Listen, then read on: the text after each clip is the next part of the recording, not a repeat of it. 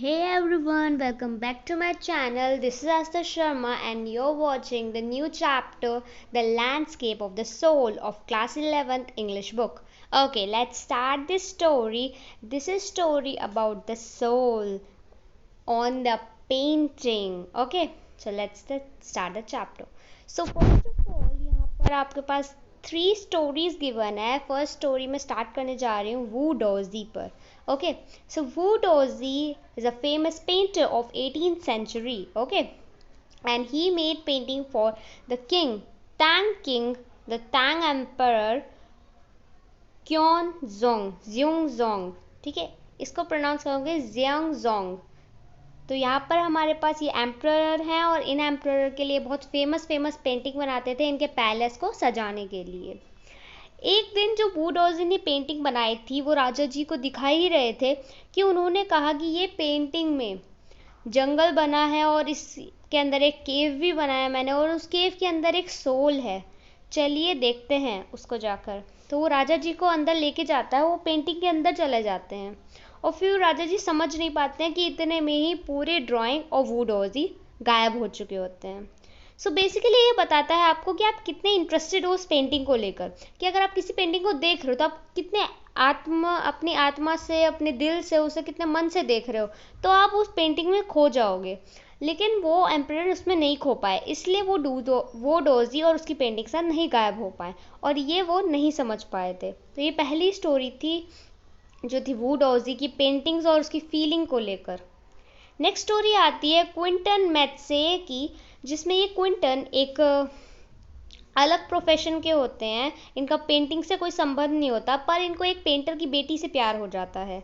तो जो पेंटर की बेटी से जब इनको प्यार हो जाता है तो ये चाहते हैं कि उनसे शादी करें, लेकिन पेंटर मना कर देता है. क्यों? क्योंकि वो उनके प्रोफेशन के नहीं हैं, इसलिए पेंटर मना कर देता है.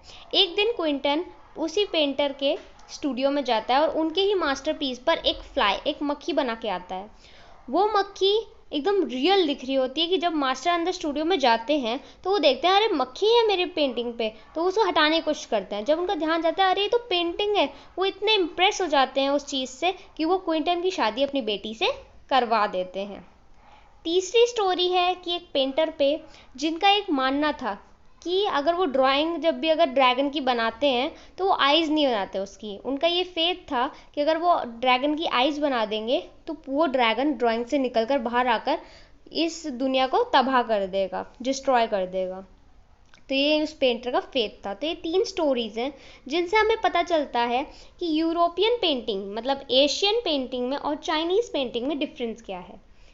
इन पेंटिंग्स में एक जैसा कॉमन क्या चीज़ है, एसेंस है इनमें, इंटर लाइफ और स्पिरिचुअलिटी है. ठीक है, स्पिरिचुअल है, स्पिरिट है इनमें. Western painting means Asian painting कह लो, यूरोपियन पेंटिंग कह लो, एक ही बात है. वेस्टर्न पेंटिंग वही कहलाती है.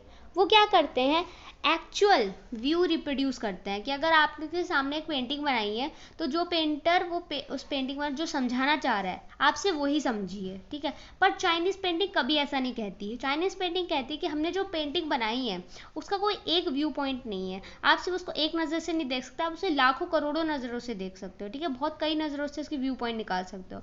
और ये चाइनीज़ पेंटिंग स्पिरिचुअल होती हैं, कॉन्सेप्चुअल होती हैं.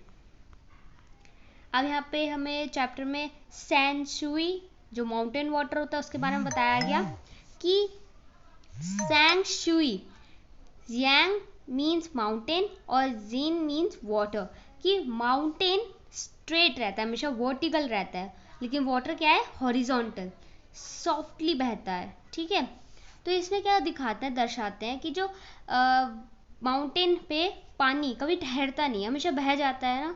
तो वही उनका इंटरैक्शन दिखा रहे हैं कि येन को फीमेल और यांग को मस्कुलिन, मतलब कि यांग मेल है आपका, यीन फीमेल है.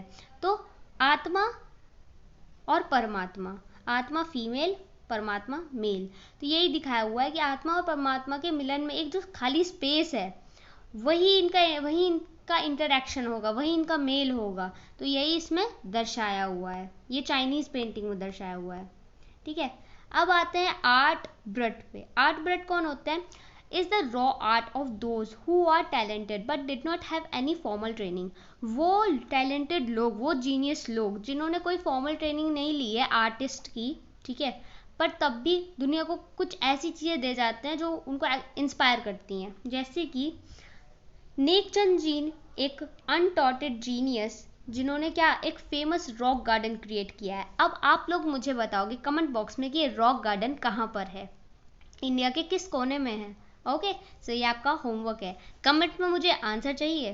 ओके, सो ये थे नेकचंद जिन्होंने कोई फॉर्मल ट्रेनिंग नहीं ले रखी थी और इन्होंने इतना एकदम आलीशान एक फेमस रॉक गार्डन बनाया जिनकी तारीफ इंटरनेशनली भी हुई थी। तो ये थी शॉर्ट समरी किस पे, लैंडस्केप ऑफ द सोल पे। I hope you like this video, share with your friends and I am waiting for your comments and be happy, be healthy, be fully you. Bye.